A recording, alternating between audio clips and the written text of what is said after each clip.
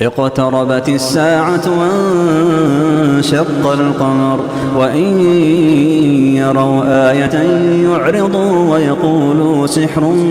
مستمر وكذبوا واتبعوا أهواءهم وكل أمر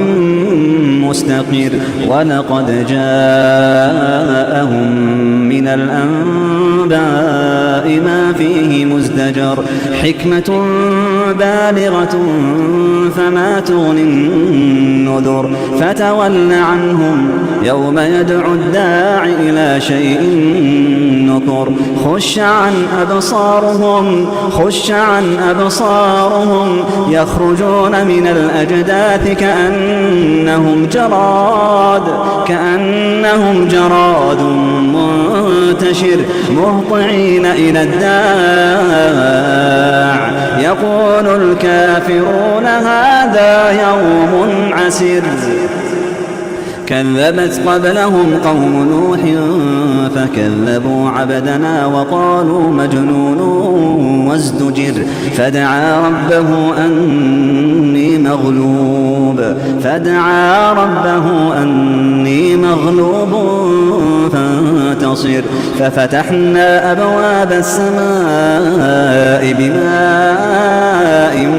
منهمر وفجرنا الأرض عيونا فالتقى الماء على أمر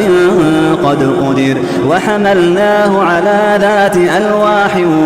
ودسر تجري بأعيننا جزاء لمن كان كفر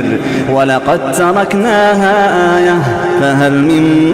مدكر فكيف كان عذابي ونذر ولقد يسرنا القرآن للذكر فهل من مدكر كذبت عاد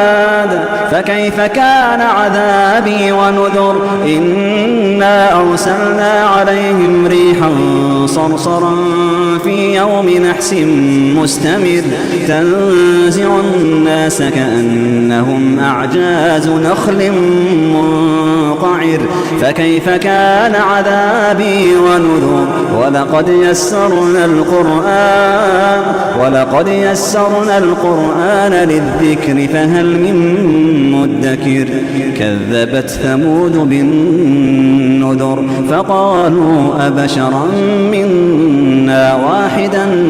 نتبعه إنا إذا لفي ضلال وسعر أألقي الذكر عليه من بيننا